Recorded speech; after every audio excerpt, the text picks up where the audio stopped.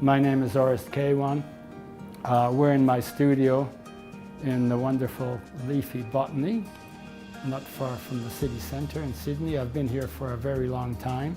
I've been making sculpture since the 60s. I went to the National Art School for a brief time when Lyndon Dadswell was there, and then he got very sick. He got Parkinson's and he left.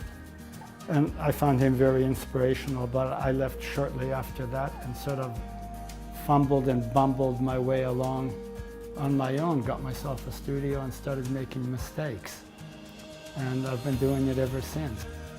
This actually, quite coincidentally, this year's piece is called Studio, which just dawned on me. I don't, the naming of pieces is sort of problematic because it sort of doesn't mean too much, and yet it gives clues, you know what I mean? The clues are very indefinite because they can be interpreted in a myriad of ways, but it does give clues, and this piece, some pieces I think about and think about and think about, like I'll use a quotation from, let's say, Ezra Pound or a bit of poetry or something like that, someone else's, and some just occur to me. This one just occurred to me as I was making it in my studio in Botany. I've been asked by people about my work, and I always throw back at them, well, what do you think? How do you see it? And I get varied descriptions. One of the main things that attracts me to Sculpture by the Sea is its openness. It's a show that doesn't have any particular ideological bent. It doesn't try to say to people, this is art and this is the way you have to look at it and you have to like it even if you really don't. You know what I mean? It leaves the viewer, him, her, kid, whatever, dog, on its own, and they can look at it as they wish, and they can take their time, they can come back, they can love it, they can hate it, they can completely ignore it, they can reject it totally, they can accept it. I quite often will have things like that piece there. I don't know if the camera is getting that.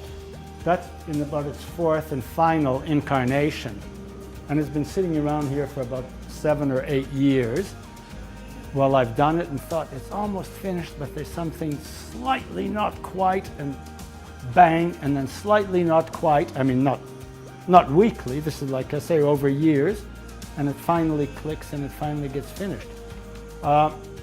And that sort of slowness, not that I'm lazy, not that I work slow. When I'm actually physically working, I don't work slowly, but the process. I like to live with things, and part of the thing with living is like music. What do you hear in music? You know, you don't perceive the whole thing in one hit. You'll think about it, you'll hear it again, something else will occur to you. That's the closest I can come to describing the way I hope it works. So this goes to the openness of Sculpture by the Sea. It's open to all kinds of interpretations. It's open basically to a connection rather than interpretation. That's my basic approach. I tend to think that my pieces don't look like each other. Everyone looks quite different, but because that's just the way they work out. And that goes right back to the way I conceive them, the way I make them, and the materials I use.